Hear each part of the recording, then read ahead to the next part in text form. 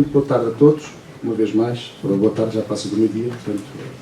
há bocadinho disse bom dia. Quero, em primeiro lugar, agradecer a presença dos senhores deputados neste evento. Como disse, como já foi dito há pouco, dignificam e de que maneira esta iniciativa de assinalar o Dia Nacional da Prevenção da Segurança do Trabalho e, portanto, queria cumprimentar, sem qualquer ordem especial, o Sr. Deputado José Soeiro, do Bloco de Esquerda, a Sra. Deputada Diana Ferreira, do Partido Comunista Português, o Sr. Deputado António Carlos Monteiro, do CDS, a Sra. Deputada Carla Marques Mendes, Clara Marques Mendes, do Partido Social Democrata, e o Sr. Deputado Tiago Barbosa Ribeiro, do Partido Socialista. Muito obrigado a todos pela vossa presença. Antes de vos dar a palavra, dizer que era importante ouvir-vos sobre bem entenderem sobre esta temática, mas deixava também um rap, se possível, sobre qual pode ser o papel de uma estratégia de segurança do trabalho que está em vigor no combate a estes fenómenos da sinistralidade das doenças profissionais, na vossa opinião, se tem um papel, isto é uma pergunta de retórica, no fundo, o que é que pensam sobre uma estratégia, sobre a implementação dessa estratégia e como a melhor forma de implementar e de a colocar no terreno. Eu escolheria esta ordem que está aqui em cima na mesa, que começava, se calhar, pela extremidade da mesa, pelo Sr. Deputado José Soeiro, do Bloco de Esquerda, e depois seguiríamos a ordem da mesa, se não tiverem nada em conta. Sr. Deputado, por favor. Muito boa tarde já. Eu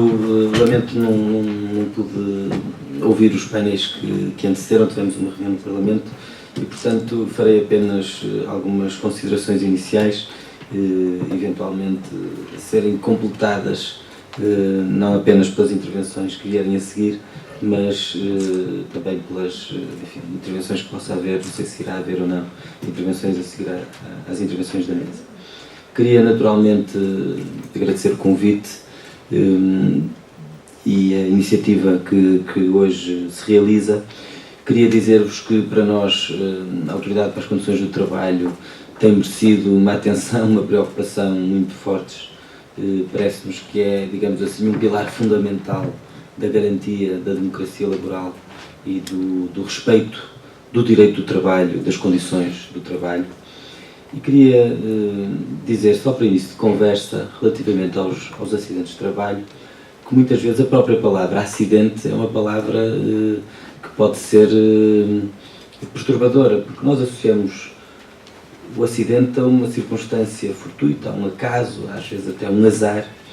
mas se nós fizermos uma sociologia dos acidentes de trabalho, verificamos que não há coincidências e que há uma repartição brutal do ponto de vista social desse azar. E isto digo relativamente aos acidentes de trabalho e ainda mais se tivermos em conta quem é que morre a trabalhar em Portugal. As estatísticas sobre os acidentes de trabalho mostram-nos realmente como esse filtro social faz com que estes acidentes e estas mortes estejam em determinadas ocupações profissionais e estejam em determinados estatutos hierárquicos dentro das relações de trabalho, e isso é tudo menos um acaso. No setor da construção, nas pescas e nas indústrias extrativas, nós verificamos que o valor médio de ocorrências é o dobro. Quer dizer que o valor da ocorrência é o dobro do valor médio das ocorrências dos acidentes de trabalho em termos globais. E se nós tivermos em conta as mortes no trabalho,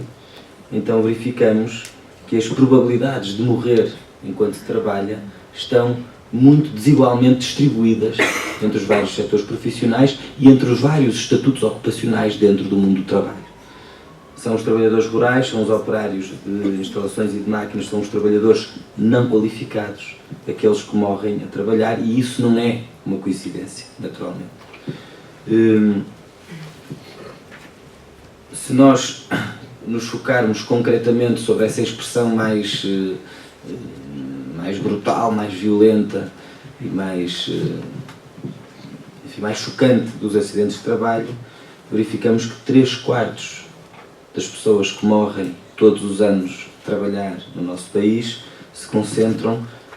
em 4 setores de atividade. Já terão falado sobre isto aqui: construção, indústrias transformadoras, transportes e armazenagem e agricultura.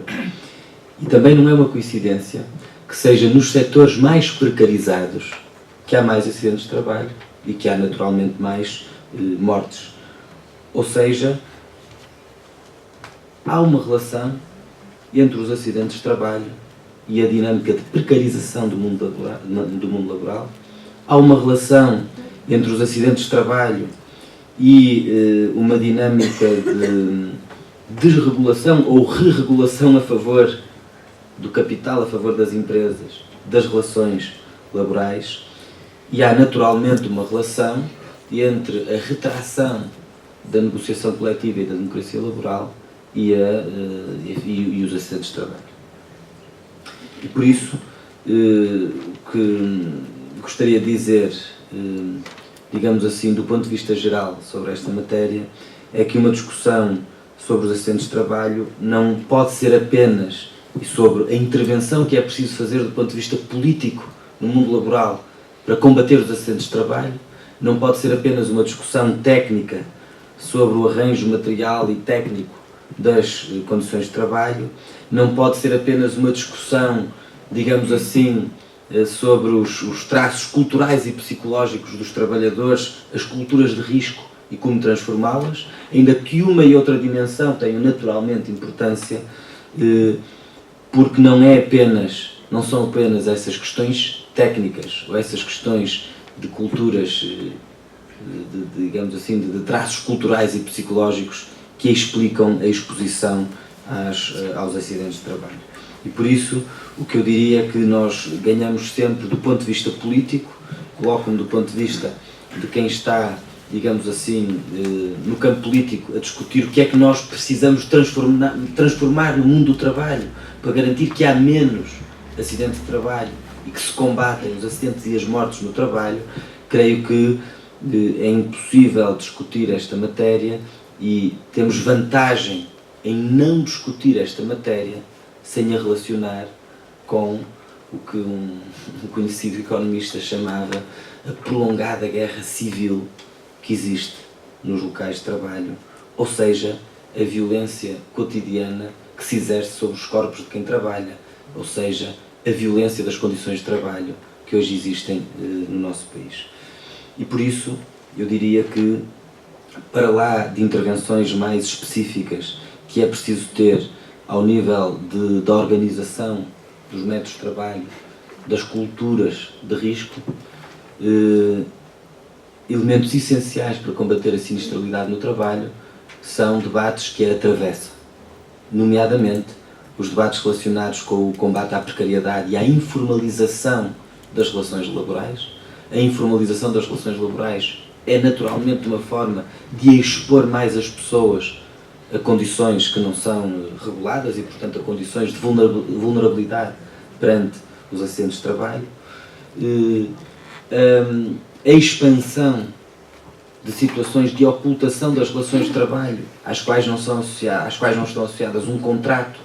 às quais não estão associadas direitos e regras no exercício desse trabalho e, portanto, a generalização nos últimos anos de relações de trabalho que não têm essa proteção do contrato e que, portanto, que são relações de trabalho que estão ocultadas sob diversas formas, é naturalmente um debate que tem que ser trazido para o debate também sobre a higiene e a segurança no trabalho. A recuperação da democracia laboral, ou seja, o incentivo à negociação coletiva, a recuperação do papel das organizações representativas dos trabalhadores no local de trabalho, a recuperação da ideia do local de trabalho como um local onde não é apenas o silêncio e o medo que imperam, mas é a luta por condições, a possibilidade de exercício da cidadania no próprio local de trabalho, desde logo a cidadania laboral que se exprime pela organização coletiva no mundo do trabalho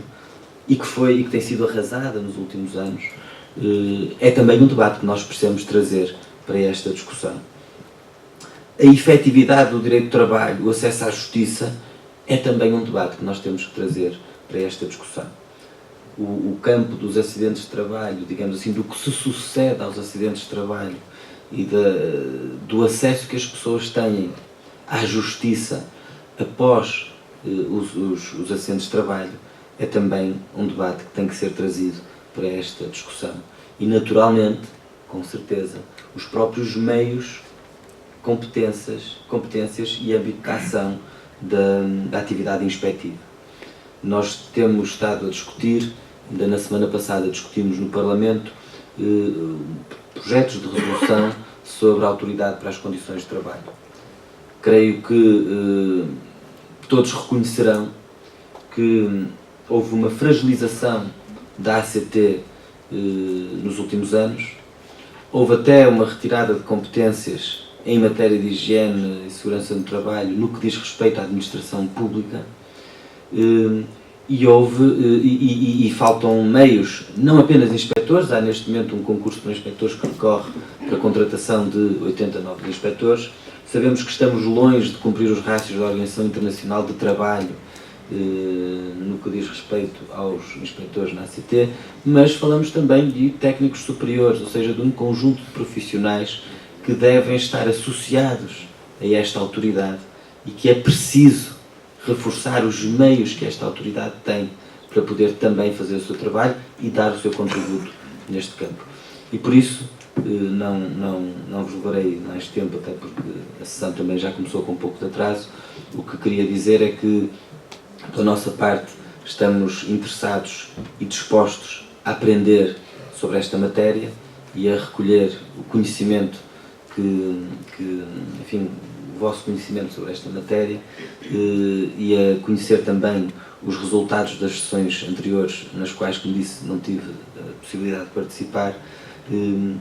e entendemos que o debate deve ser feito do modo mais amplo e integrado possível sobre o que é que se está a passar agora no mundo do trabalho e o que é que nós podemos fazer para inverter a tendência de degradação das condições de exercício do trabalho no nosso país. E, pela nossa parte,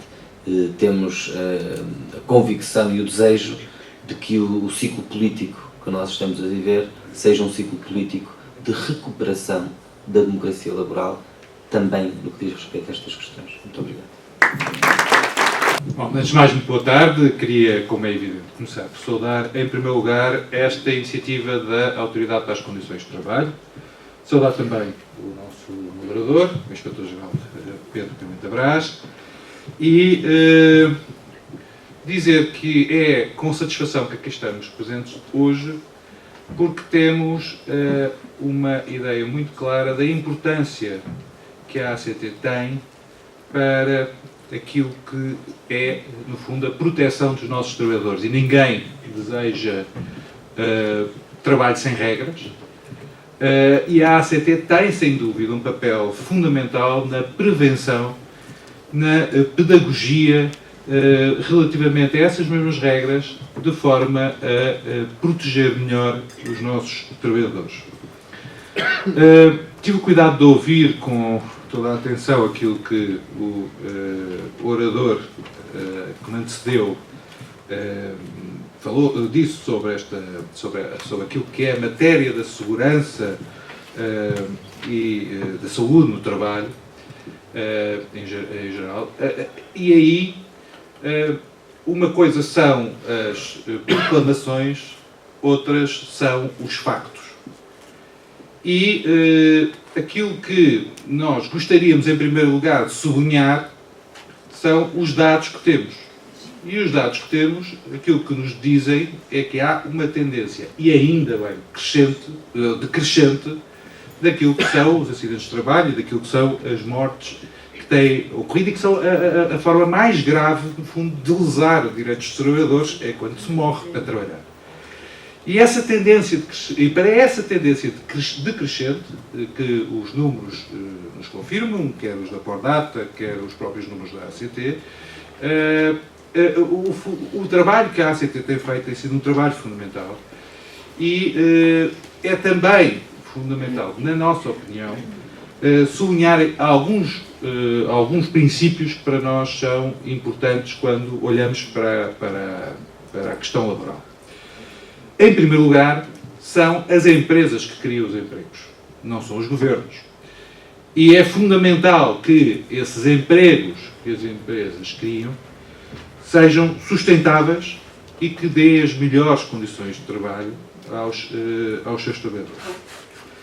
Para nós, a concertação social tem um papel fundamental naquilo que são as regulações das condições de trabalho. E preferimos uma lógica de cooperação entre trabalhadores, empresas e, evidentemente, os poderes públicos, o Estado, do que uma lógica que assenta artificialmente na criação ou na recriação de uma luta de classes que, no fundo, não ajuda aquilo que é a melhoria das condições dos nossos trabalhadores. E, por isso mesmo, há aqui algumas questões que são importantes do ponto de vista político esclarecer e que eu confesso que até este momento continuo sem perceber exatamente o que é que vai suceder. Aquilo que nós sentimos neste momento é claramente uma tentação da atual maioria, que é composta por vários partidos, de substituir a concertação social por um voluntarismo ideológico que, sem estar assente em factos, mas fundamentalmente assente numa lógica revanchista sobre a maioria anterior, dizer é preciso desfazer, é preciso reverter, é preciso voltar para trás, porque tudo o que foi feito antes foi mal feito e, portanto, através da Assembleia e sobrepondo-nos àquilo que é a concertação social, esta maioria pretende legislar. Vai ser assim ou não vai? A verdade é que as iniciativas que têm sido apresentadas na Assembleia da República são, fundamentalmente, iniciativas que não têm ido à concertação social, não têm sido objeto de negociação na concertação social e, portanto, evidentemente, que nos causa alguma perplexidade que assim seja, tanto mais que não era essa a tradição do Partido Socialista, não é também essa, pelo menos a vontade de uma das centrais sindicais e, portanto, acho que aí era importante que se começasse a clarificar o que é que se pensa sobre esta matéria. Há também aqui que termos a percepção, ainda há pouco se falou, nos projetos de resolução que foram debatidos a semana passada, que tinham a ver com a Autoridade de Condições de Trabalho e aquilo que nos parece em que, a determinadas alturas, há uma grande confusão sobre o que é que se quer que a Autoridade para as Condições de Trabalho venha a fazer. Eu confesso que me faz confusão, até me faz arrepios, quando se procura confundir voluntariado nas IPSS com trabalho. E se quer que a Autoridade para as Condições de Trabalho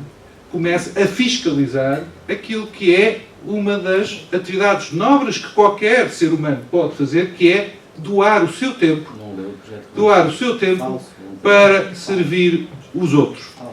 E essa lógica é uma lógica que assenta, obviamente, num preconceito ideológico que existe em relação às IPSS. Também centrar aquilo que é a atividade da ACT no combate à precariedade, dizendo que a situação do país é uma catástrofe, como aliás foi descrita ainda agora, é não ler aquilo que são os relatórios que existem sobre a situação do país, nomeadamente neste tema da precariedade. Não deixa, aliás, de ser, perdoe-se, até engraçado, que o Partido Socialista, quando anuncia o Plano Nacional de Reformas, diga,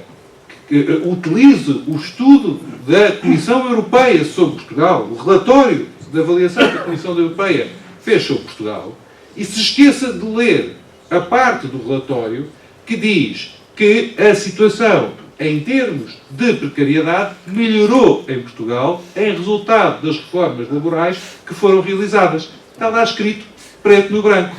Se têm dúvidas, releiam. Se têm dúvidas, releiam aquilo que está escrito no relatório. Eu não deixo, aliás, de notar que a maior precariedade que pode haver é evidentemente a perda do emprego, é o desemprego. É o desemprego. Agora, também tenho a percepção de que quanto mais rígidas forem as leis laborais, mais precariedade irá existir e mais difícil será a criação de emprego. Isto também se prende, obviamente, com aquilo que é a estratégia do combate aos acidentes de trabalho. Com toda a franqueza, nós entendemos que é importante que exista uma estratégia. É evidente que a estratégia que está atualmente em vigor foi aprovada ainda pelo anterior governo. Não vi ainda, apesar destas demonstrações ideológicas de vontade de mexer, não vi ainda críticas por parte da atual maioria em relação a essa mesma estratégia e, portanto, como é óbvio, tenho alguma curiosidade em perceber em que é que concordam e em que é que discordam. Tal como às vezes seria interessante saber em que é que concordam ou discordam entre elas, porque, nomeadamente, na matéria relativa à autoridade das condições de trabalho fiscalizar a administração pública, isso estava no projeto de resolução do Bloco de Esquerda, mas que eu saiba, esse ponto do vosso projeto de resolução não foi votado favoravelmente pelos restantes membros da vossa maioria que suporta o Governo. E, portanto, como é óbvio, há aqui um conjunto de contradições que eu acho que é importante que sejam esclarecidas para que todos nós fiquemos a saber com o que é que podemos contar da atual maioria. E, para terminar, há um aspecto que eu não posso deixar de dizer também. Nós temos uma autoridade para as condições de trabalho que tem uma missão, que é uma nobre missão, porque nas relações laborais o papel que a ACT desempenha é um papel muito importante. Temos uma estratégia que está em vigor e que não foi ainda revista. Sentimos que há um caminho que foi ao longo dos anos e independentemente das maiorias. Sim, é um caminho que tem vindo a ser percorrido no sentido de melhorar a situação e a segurança dos nossos trabalhadores. Custar-nos-ia muito que alguns partidos da atual maioria quisessem instrumentalizar aquilo que são as funções da ACT para prosseguir objetivos políticos que não estão sequer assentes numa estratégia e que procuram apenas acenar com umas bandeiras para procurar, por essa via, justificar as suas diferenças ideológicas, muitas vezes entre os próprios partidos que compõem a atual maioria. E, portanto, achamos que esta é a função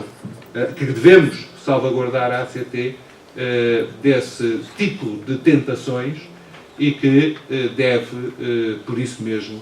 ser salvaguardado que aquilo que é perseguido é uma estratégia coerente na melhoria daquilo que é a situação laboral dos nossos trabalhadores e que eu acho que é interesse de todos nós, independentemente da cor política que estamos aqui sentados a esta mesa. Podemos discordar, mas acho que o objetivo final é o mesmo, é a melhoria das condições de vida dos trabalhadores. Muito obrigado. Ora, muito obrigado. Amanhã já vai longa, portanto tentarei ser o mais breve possível, trocar umas impressões convosco e depois, se for o caso, responder algumas questões, enfim, trocarmos algumas ideias. Agradecer o convite para estar aqui presente em nome do grupo parlamentar do Partido Socialista, ao engenheiro Pedro Pimenta Brás, inspetor-geral da ACT. Nós estamos aqui para celebrar um dia de memória, para, enfim, lembrar aqueles que pereceram no contexto do exercício das suas funções laborais, mas o Dia Nacional da Prevenção e Segurança no Trabalho não deixa de ser também um momento para estarmos aqui, como estamos, a refletir sobre as estratégias que permitem preservar um trabalho em segurança, um trabalho digno, um trabalho com condições e, por essa via, celebrar e revalorizar também o papel que a ACT tem tido nestes domínios e que muito tem contribuído para a melhoria das condições de trabalho em Portugal. Os meus colegas de painel, enfim, não ouvi todos, o meu colega António Carlos Monteiro tentou trazer para aqui uma reunião da Comissão de Trabalho e Segurança Social da Assembleia da República. Acho que não é bem o ponto, mas o CDS é a autoridade para as condições da geringonça, não sei se já repararam, acho que está sempre a ver os problemas, está sempre a ver se as coisas estão bem, se estão mal, estão bem e recomendam-se. Sexta-feira vão ter que botar o pé. Estão bem e recomendam-se. E também é uma coisa curiosa, porque quando falamos de matérias de trabalho, evidentemente estamos sempre a falar de opções políticas, opções que são ideológicas. Para o CDS nunca existe ideologia, nunca existe nenhum tipo de posição ideológica, porque a sua própria posição é que conta e as outras é que são ideológicas. Falamos disso quando falamos de subsidiação ao trabalho, por exemplo, a taxa de desemprego baixou, o CDS dizia que ia aumentar com o aumento do salário mínimo, não, baixou, e mesmo assim retiramos 90 mil pessoas das taxas dos programas ocupacionais. Um cumprimento ao Sr. Secretário de Estado do Emprego, que acabou de chegar. E, portanto, quando falamos destas opções, falamos sempre de ideologia. E nestas coisas não existem, quando falamos dos vários partidos, não sei quais serão as outras intervenções, mas deixar apenas esse apontamento, porque existem, obviamente, opções ideológicas na definição de políticas de combate à precariedade, à exploração laboral, e essas políticas não são mais ideológicas quando são de um lado e não são menos ideológicas quando são do outro, embora registre esse esforço, mas acho que não conseguiu cumprir essa função. Eu ouvi atentamente o último painel relativamente às posições dos vários parceiros, e eu creio que existe uma concordância dos parceiros e dos vários agentes políticos e partidários, enfim, esperava eu, relativamente à condução geral das estratégias de combate aos problemas de prevenção e segurança no trabalho.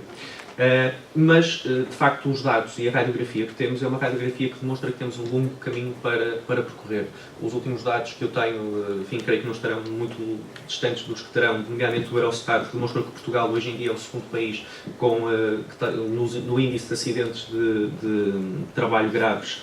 e mortais. Estes dados são de 2013-14, não sei se, entretanto, já terão existido dados do ano passado.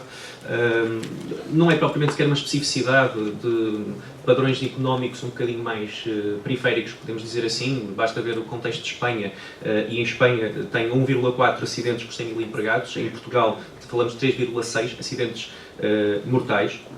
Quando falamos para acidentes de trabalho graves, vamos exatamente, ou seja, aqueles que impedem mais de 3 dias impedem o trabalho por mais de 3 dias, Portugal também está em segundo lugar. E, portanto, nós temos um padrão, que é um padrão que nos coloca, enfim, podemos dizer, na cauda dos problemas de insegurança laboral, nos problemas que resultam de algumas especificidades do nosso mercado de trabalho, que é um mercado de trabalho muito desregulado, que é um mercado de trabalho com muitas especificidades que remetem para trabalho atípico, como foi dito pelo primeiro interveniente, e eu estou de acordo, e portanto estes dados deixam presente que Portugal tem um longo caminho a percorrer e que esse longo caminho não se resolve, pelo menos exclusivamente, por uma via legislativa que qualquer partido possa propor. Os parceiros sociais, e já podemos aqui ouvir vários deles, não só em Portugal, mas também a nível europeu,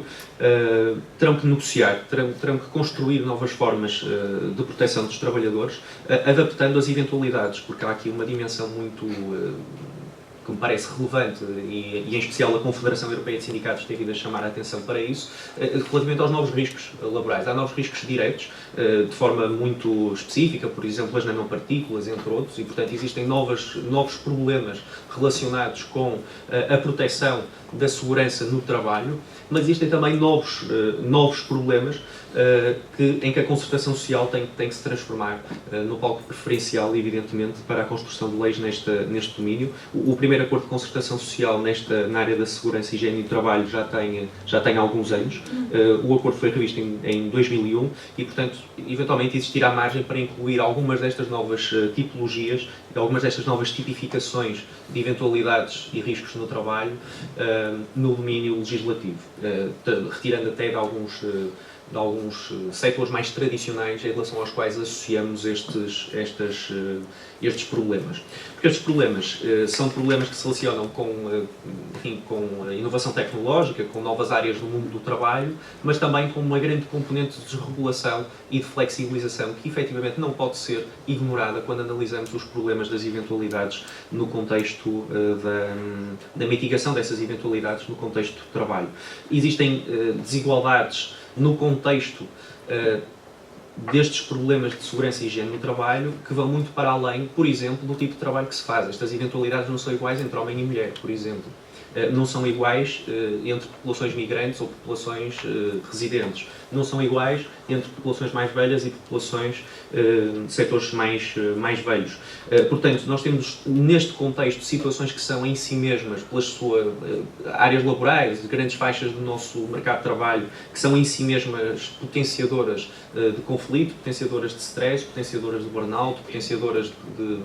de problemas associados ao trabalho em si, mas temos a exposição a riscos que decorrem, nomeadamente, de uma grande desregulação laboral que convocam em si novos riscos laborais. Os riscos associados, ou a pressão associada, se quisermos, e do que aí advém a um trabalhador que está sujeito, por exemplo, ao trabalho intensivo num call center, por exemplo, em que nós não associamos tradicionalmente grandes eventualidades sociais, é uma nova realidade para a qual o legislador tem de olhar. As empresas de trabalho temporário, a pressão de não saber se está a trabalhar naquele sítio na semana seguinte, falsos recibos verdes. Portanto, nós temos um conjunto, uma panóplia muito alargada de novos campos de exploração laboral. E esses novos campos não são, obviamente, isolados de opções políticas que devem levar a mitigar, a reforçar o combate a essas práticas ou a estimulá-las no contexto em que, o mercado e a mão invisível vai gerindo a situação por si. Não é essa a percepção, não é esse o entendimento do Partido Socialista e, portanto, nós não podemos aceitar uma desresponsabilização da cadeia das empresas. Desde logo quem recorre a uma empresa em que externaliza, e já foi aqui referido por alguns parceiros sociais, quem externaliza serviços, quem recorre a cadeias de outsourcing, por exemplo, tem um potencial maior também de desresponsabilização relativamente às condições em concreto desse trabalhador. Existe esse potencial em toda a cadeia e, portanto, o reforço da dignidade e o reforço das práticas e das políticas de combate à exploração laboral são dialogantes e não podem ser isoladas, em nosso entendimento, das políticas de mitigação dos problemas de higiene e segurança no trabalho. Nesse âmbito, terminava com o papel e a revalorização do papel da ACT ao longo dos últimos anos. Acho que não é propriamente o fórum, acho que não faz sentido estarmos aqui propriamente a explorar grandes divergências interpartidárias, mas ao longo dos últimos anos, o facto, a ACT teve são dados públicos, teve um grande recuo dos seus recursos, quer humanos, quer financeiros. Obviamente que isso tem um impacto na sua capacidade de intervir, sobre a sua capacidade inspectiva, sobre a capacidade de mitigar muitos dos custos sociais e laborais que aqui estivemos a discutir esta manhã. Isso em si mesmo, essa é a discussão e essa é a análise que deixo para a plateia, em meu entendimento, não é isolada de uma visão política sobre o mercado de trabalho, porque uma ACT forte e uma ACT competente, uma ACT inspectiva e interventiva, não só honra a sua missão, como promove condições de trabalho dignas na sua generalidade, e por isso acho que é de reforçar. Os compromissos já foram assumidos pelo atual Governo, nomeadamente para a contratação já este ano de 80 novos inspectores para a ACT, de reforço da sua capacidade inspectiva, de reforço da sua competência, e isso não pode ser isolado de um conjunto de medidas legislativas que estão a ser trabalhadas quer no Governo, quer no Parlamento, e que, presumo que nos próximos meses, nomeadamente no âmbito das políticas de combate à precariedade, possamos ter novidades que ajudarão a combater várias destas práticas, promovendo o trabalho digno e promovendo também um melhor papel da ACT. Muito obrigado. Boa tarde a todos, já todos verificamos que amanhã vai longa. Queria começar por agradecer a presença do Sr. Secretário de Estado, que vai encerrar este dia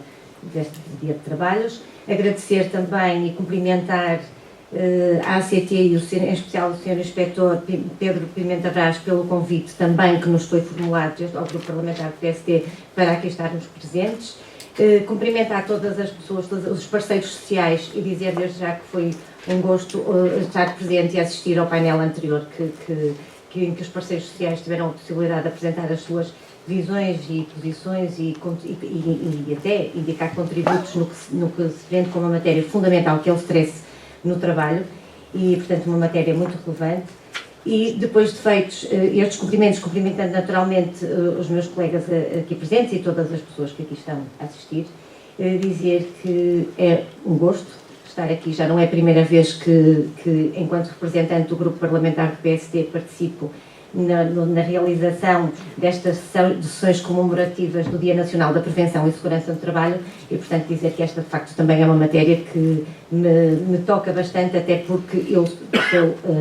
advogada e, enquanto advogada, esta foi uma matéria com a qual lidei e lido bastante de perto, portanto, conheço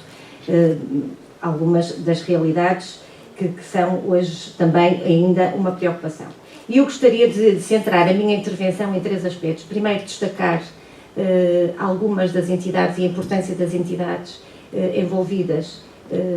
em todo este trabalho de prevenção e promoção da segurança no trabalho. Depois, um segundo momento para falar daquilo que tem sido feito, a estratégia que tem sido seguida nos últimos tempos, de seguida e para finalizar, falar um pouco daquilo que é a estratégia do futuro, a estratégia que está atualmente e que foi objeto de uma resolução do Conselho de Ministros aprovada pelo anterior Governo, portanto em 2015, e que estabelece uma estratégia no âmbito da prevenção e segurança 2015-2020. E começar por dizer então, e centrando-me então no primeiro ponto, destacar a importância que tem que teve a resolução da Assembleia da República de 2001, que veio consagrar e estabelecer este Dia Nacional da Prevenção e Segurança no Trabalho. E desde logo porquê? Porque associada à criação deste dia também é uma recomendação no sentido de que sejam efetuadas campanhas de sensibilização. E eu julgo que aqui estamos todos, aqui e muitos outros aspectos, tal como tive a oportunidade de ouvir ao longo desta manhã, é que de facto há uma estratégia fundamental no que diz respeito a esta temática, que é a prevenção. E, portanto, estas campanhas de sensibilização, como também aqui foi dito pelo Sr. Diretor dos Serviços da Promoção e Segurança do Trabalho, que falou também no início destes trabalhos, de facto, não é hoje, não é um dia, hoje assinala-se um dia, relembramos muitas situações, nem sempre as melhores, e de certa forma lembramos aqueles que foram vítimas de acidentes de trabalho, mas aqui começa também a sensibilização e as campanhas de sensibilização. E, portanto, dizer que este é um aspecto que gostaria de destacar e de imediato destacar o papel da ACT e dizer que, de facto, a ACT sempre foi para este grupo, para o nosso grupo parlamentar, reconhecida como sendo uma entidade que exerce as suas competências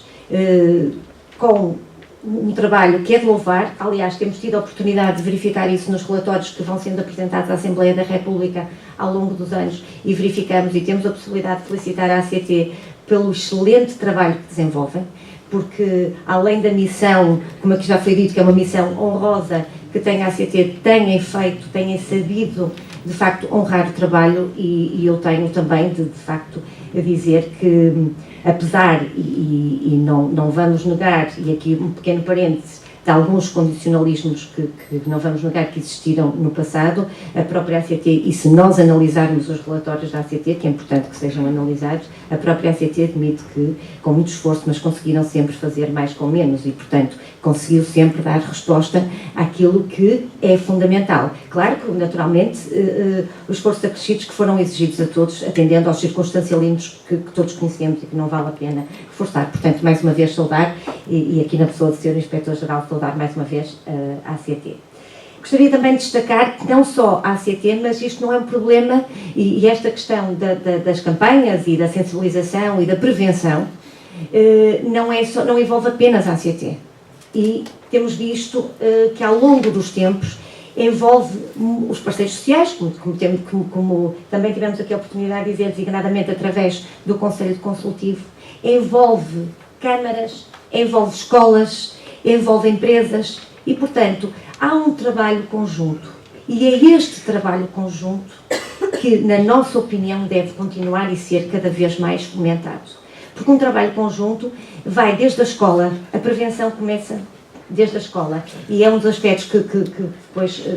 voltarei, é que uma das medidas que está na estratégia a seguir para o futuro é precisamente ao nível das escolas, uma medida que é precisamente ao nível das escolas ajudar a compreender quais são estes problemas. E, portanto, dizer que destacar também o papel de todos estes que em colaboração e interação com a ACT têm feito um excelente trabalho no que diz respeito à prevenção, à segurança no trabalho e para garantir um trabalho digno, que eu acho que todos nós lutamos por isso, todos nós vamos lutar sempre por isso e acho que estamos todos unidos para trabalhar em prol desse objetivo. E eu destaco também, por último, também o importante papel dos técnicos da segurança e saúde no trabalho, que desempenham um papel importantíssimo no que diz respeito a esta situação de prevenção, à informação que prestam aos empregadores e aos trabalhadores, porque os trabalhadores e os empregadores devem ser naturalmente envolvidos. Não é apenas, ou não basta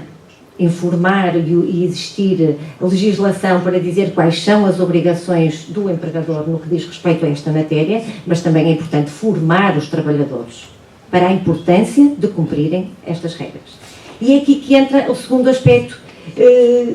da minha intervenção, que é precisamente na existência de legislação específica sobre as matérias da saúde e segurança no trabalho, portanto, onde estão as regras, e eu dispenso-me, porque amanhã também vai longa, dispenso-me de enunciar algumas das obrigações dos trabalhadores, que são precisamente no sentido de obrigar a que prestem informação ao trabalhador e a garantir que vamos ter um local de trabalho e as condições de trabalho seguras. E, portanto, existe a legislação, é fundamental que a legislação seja cumprida. Portanto, fazendo isto, vamos novamente àquilo que eu referi inicialmente, que é a preocupação fundamental, que é na prevenção. E esta é a estratégia de base da prevenção. E eu até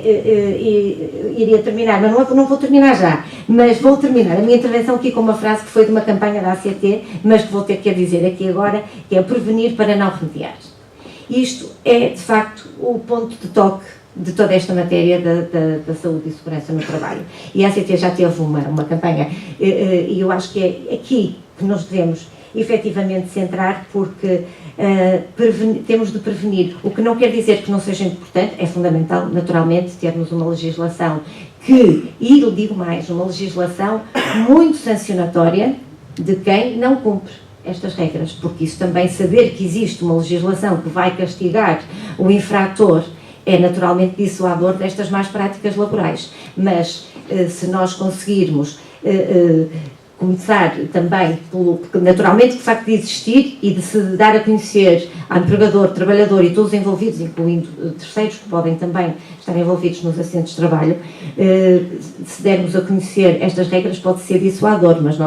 e ter esse tal efeito preventivo. E esperemos que tenha apenas e que se fique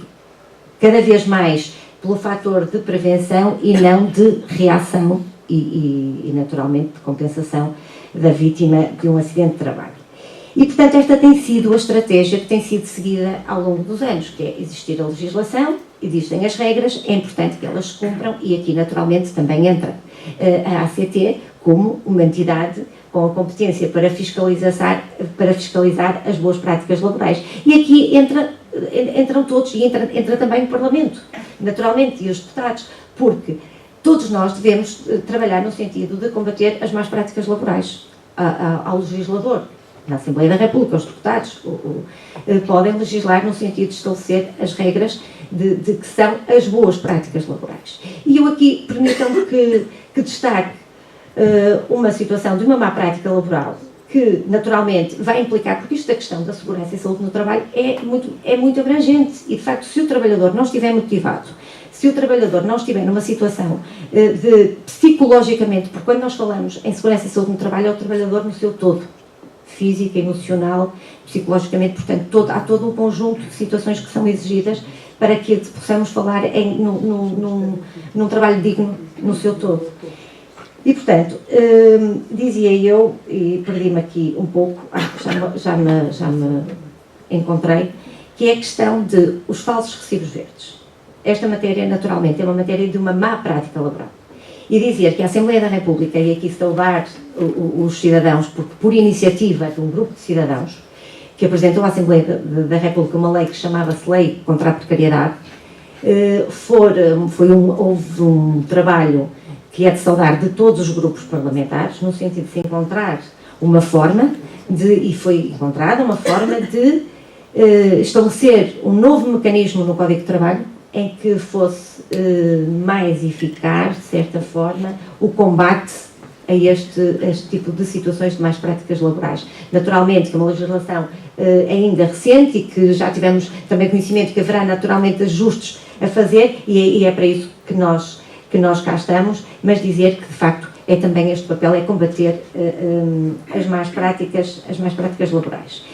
E entrando aqui num outro ponto, portanto, esta foi a estratégia que foi seguida e também já foi aqui referido pelo meu colega do CDS-PP, e bem, que o relatório, e que foi, portanto, o relatório último que nós temos conhecimento, aprovado em 2015, refere claramente que há, e é de louvar, a diminuição de acidentes de trabalho e a diminuição de acidentes de trabalho mortais. Mas, e isto tem sido, portanto, uma evolução, tem decrescido de forma sustentada e, portanto, deve-se a esta estratégia que tem vindo a ser seguida, naturalmente, deve-se a todos estes agentes que estão envolvidos, mas eu diria, como há pouco foi dito aqui na mesa em que falava que os parceiros sociais referiam, é que nós temos que ser muito ambiciosos e temos que lutar sempre para o acidentes zero. E, portanto, este deve ser o nosso objetivo. Devemos, naturalmente, congratular-nos com esta evolução positiva, mas enquanto houver um acidente, nós devemos estar preocupados. E, portanto, devemos continuar a trabalhar, e é para isso que nós cá estamos. E é por isso que também o anterior Governo, em Conselho de Ministros, aprovou uma nova estratégia para o 2015, da estratégia no âmbito da segurança e saúde no trabalho para 2015-2020. Uma estratégia que é, de certa forma, consolidar aquilo que vem sendo feito,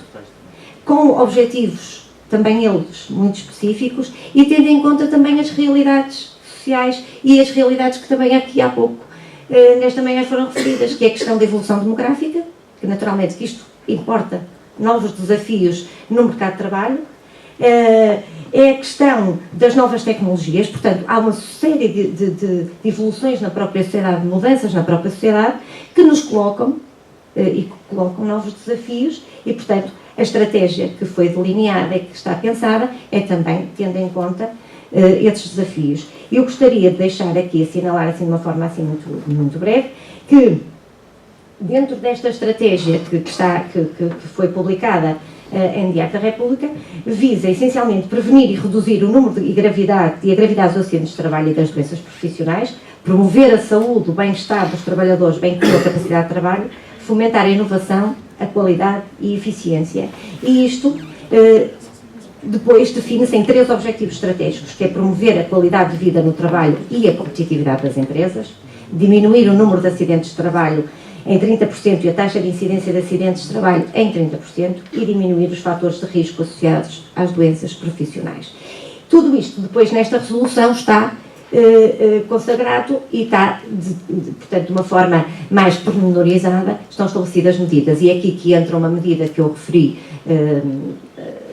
há um momento na minha intervenção, que é a questão das escolas. Entrarem as escolas e começar esta matéria a ser abordada nas escolas, e lá está, mais uma vez, a aposta nas escolas. É também chamada a atenção da questão dos setores da atividade, como também já foi aqui referido, e todos temos consciência e todos sabemos, e são os factos, que há setores da atividade naturalmente mais suscetíveis que outros e, portanto, tem de haver um enfoque nesses setores da atividade que provavelmente até carecem de medidas mais concretas no que diz respeito às orientações a seguir, e dizer também que há destas várias medidas chamar a atenção para uma das medidas que é desenvolver ações de prevenção dirigidas a públicos específicos, nomeadamente a pessoas com deficiência e doença crónica, o que nos merece naturalmente uma saudação, porque entendemos que de facto é uma matéria muito relevante e que merece uma atenção especial. Em conclusão, gostaria de dizer, e para terminar, agradecer primeiro a atenção que me dispensaram, pedir desculpa se fui um pouco maçadora ou se fui assim muito rápida, porque eu tenho um problema que é de falar devagar. Espero que tenha contribuído de alguma forma para ajudar a perceber aquilo que vai ser, o que é o nosso objetivo, e eu julgo que aqui estaremos todos em sintonia, porque, como aqui já foi referido, no que diz respeito ao trabalho digno, no que diz respeito à redução de acidentes de trabalho, não há ideologias que nos separem, estamos todos juntos, e portanto termino com aquela frase, mais uma vez, que tinha dito há pouco, que é prevenir para não remediar, e agradecer mais uma vez a presença de todos e o convite que nos foi feito e que muito nos honra. Muito obrigada. Antes de mais, muito bom dia, boa tarde, não sei muito bem, já passa de meio-dia, mas nenhum de nós almoçou, por isso se calhar ainda será um bom dia, que dá para o tempo todo. Gostaria desde já de cumprimentar todos os presentes, cumprimentar os oradores anteriores, cumprimentar os oradores também desta mesa e também cumprimentar o Inspetor-Geral Pedro Pimenta Brás e agradecer naturalmente o convite que foi endereçado ao Grupo Parlamentar do Partido Comunista Português para estar presente nesta sessão. Eu penso que há intervenções anteriores que poderiam dar pano para mangas de um ponto de vista de intervenções do PCP, mas o tema de facto e a reflexão que aqui nos traz não é essa. Eu não gostaria, no entanto, só de colocar aqui uma coisa, que foi feita a afirmação que a maior precariedade é o desemprego, mas a solução, a alternativa ao desemprego não é e não pode ser a precariedade, é o trabalho com direitos, é o direito ao trabalho, que é, aliás, um direito constitucional da nossa Constituição da República Portuguesa, que comemora este ano 40 anos da sua existência e que resulta de uma revolução que foi feita há 42 anos atrás e que veio trazer direitos laborais e sociais aos trabalhadores portugueses, e eu não poderia deixar de fazer aqui esta referência também. E não poderia deixar de referir que, de facto, a resolução da Assembleia da República,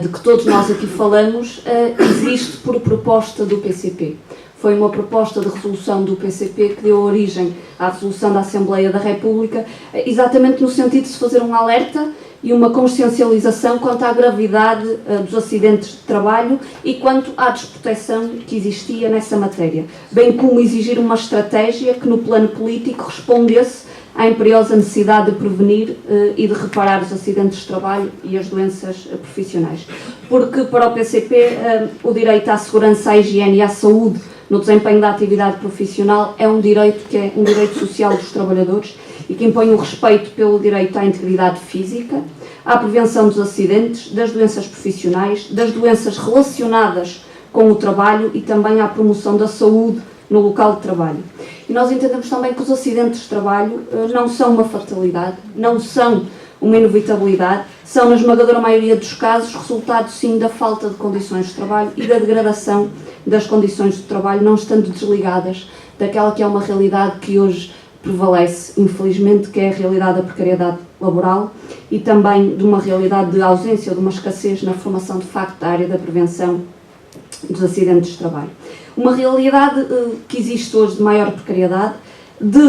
alterações às leis laborais, que todas as alterações que foram feitas foram também no sentido de desproteger os trabalhadores e que naturalmente aumentam os riscos que existem da sinistralidade laboral e também das doenças profissionais. Nós não podemos aqui esquecer que a precariedade significa instabilidade, significa incerteza, significa ausência de futuro e que a precariedade que existe na vida laboral é a precariedade da vida dos trabalhadores e das famílias desses trabalhadores. A precariedade reduz os mecanismos de proteção dos trabalhadores, não promove a formação para a higiene e segurança nos locais de trabalho e aligeira e dilui as responsabilidades do patronato face aos acidentes de trabalho. Não podemos também deixar de referir que os acidentes de trabalho, ou as doenças profissionais também, não estão desligados também do deficiente investimento que é feito por parte das empresas na prevenção e na segurança e também do desinvestimento público e que já foi aqui falado hoje, designadamente no enfraquecimento dos meios inspectivos da ACT e também do enfraquecimento das condições da ACT para cumprir aquelas que são as suas funções. Já foi também aqui referido a intervenção parlamentar no sentido do reforço dos meios da ACT para que, de facto, por via da ACT seja possível fazer a prevenção e a fiscalização nestas matérias. Naturalmente, também que estão já cientificamente comprovadas até, aquelas que são as consequências das condições de trabalho sobre a saúde física e sobre a saúde mental dos trabalhadores. E falei há pouco da precariedade, dos contratos a termo que existem. Os contratos a termo que muitas vezes são os contratos à semana, os contratos ao dia, os contratos à hora, muitas vezes, os falsos recibos verdes, que também já foram aqui referenciados, os estágios, os sucessivos estágios que vão acontecendo nas empresas, a ausência da proteção social em situações de doença e em situação de desemprego que atinge um conjunto de trabalhadores. O medo do desemprego. O medo da perda de rendimentos, porque o salário é o rendimento do trabalhador e o desemprego significa ficar sem o salário. A intensificação dos ritmos de trabalho. No momento em que temos tecnologias avançadas que permitiam exatamente que pudessem ser melhoradas as condições de trabalho dos trabalhadores, os ritmos são intensificados. Os horários que são desregulados e há um aumento dos tempos de trabalho. Os baixos salários que persistem em muitos setores de atividade. E horas extraordinárias, sucessivas horas extraordinárias, muitas vezes não pagas, mal pagas, ou a existência de bancos de horas que no fundo nunca são gozados. Pressões, chantagens e abusos que continuam a existir em muitos locais de trabalho. E permitam-me que partilhe convosco reuniões, contactos que o PCP teve com trabalhadores, designadamente da área da grande distribuição e da área dos call centers, em que uma simples ida ao quarto de banho pode significar pontos negativos na avaliação diária e não atingir um determinado patamar para a seguir receber uma determinada parte de um prémio de produtividade ao fim do mês. Ou então, quando dizem que não reportem o acidente de trabalho, é só uma tendinite, tens uma outra mão para trabalhar, podes ficar com a outra imobilizada e continuar a ir a trabalhar na mesma. É deste tipo de realidades que estamos a falar. E quando falamos disto, que são realidades diárias de muitos trabalhadores, não podemos deixar de dizer que isto influencia significativamente aquilo que é o risco ligado aos acidentes de trabalho e também às doenças profissionais, porque aquele que é um trabalhador fragilizado na sua saúde física ou na sua saúde mental está muito mais suscetível aos acidentes de trabalho e às doenças profissionais. O PCP não desliga a ofensiva que tem existido e que foi muito agravada nos últimos 4 anos contra os direitos laborais, particularmente o flagelo da precariedade, do acentuar de velhos problemas no âmbito da sinistralidade laboral e do surgimento de novas expressões no plano das doenças profissionais, como são os casos, cada vez em maior número, das doenças do foro psicológico que resulta da pressão brutal de que são alvos os trabalhadores e também da degradação das condições de trabalho, do retrocesso nos direitos laborais e da degradação das condições de vida do povo, como o próprio aumento do empobrecimento. Para o PCP, a sinistralidade laboral tem, entre outros aspectos, 2 vetores que são fundamentais. A prevenção, de que já todos aqui falamos, e a reparação dos acidentes de trabalho. E eu gostaria só de colocar uma pequena observação no que concerne à reparação e à compensação das vítimas de acidentes de trabalho,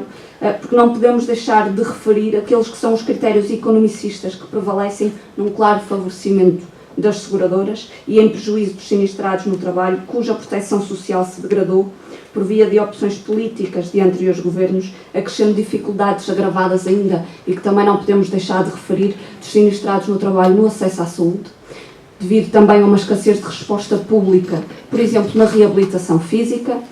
além de muitas vezes da dificuldade ou impossibilidade na compra da própria medicação, pelos fracos rendimentos que têm ou no acesso a tratamentos necessários à sua recuperação. Esta é uma realidade que naturalmente exige uma intervenção dos partidos políticos no sentido de combater o que está na causa dos acidentes de trabalho e o que está na causa das doenças profissionais. E, naturalmente, que para nós a intervenção passa por medidas concretas de prevenção de acidentes de trabalho, responsabilizando as empresas por adotarem essas medidas e por assumirem as suas responsabilidades nessa área, o reforço, naturalmente, da ACT para cumprir aquelas que são as suas funções, designadamente ao nível da fiscalização, mas passa também pela valorização dos salários, pela valorização dos trabalhadores, garantindo os seus direitos laborais e os seus direitos sociais, o direito à estabilidade laboral, o direito ao descanso, o direito à vida familiar e à vida pessoal. Eu penso que todos nós aqui nesta sala temos consciência de de como o aumento dos tempos de trabalho que tem sido feito e de como a falta de descanso contribui significativamente para acidentes de trabalho e para a degradação da saúde física e da saúde mental dos trabalhadores. A defesa e o respeito também da contratação coletiva e garantir a justa reparação dos sinistrados do trabalho. Eu gostaria ainda de dizer que, em matérias de intervenção legislativa, o PCP entregou, além do contributo que deu relativamente ao reforço das competências, o reforço de meios da ACT, que entregamos também iniciativas legislativas no âmbito do combate à precariedade, do reforço dos direitos dos trabalhadores e da defesa da contratação coletiva, porque não desligamos de facto aquela que é a realidade da sinistralidade laboral e das doenças profissionais, do agravamento e do aumento da precariedade. E porque entendemos que importa inverter o caminho que foi traçado de agravamento da exploração, de aumento da pobreza, de ataque aos direitos laborais e sociais dos trabalhadores. O contributo do PCP vai exatamente nesse sentido. Sem esquecer, eu não poderia aqui deixar de o referir, que também os trabalhadores têm neste âmbito um papel fundamental a desempenhar e que a sua luta é absolutamente imprescindível para conquistar e para garantir aqueles que são os seus direitos. Muito obrigada.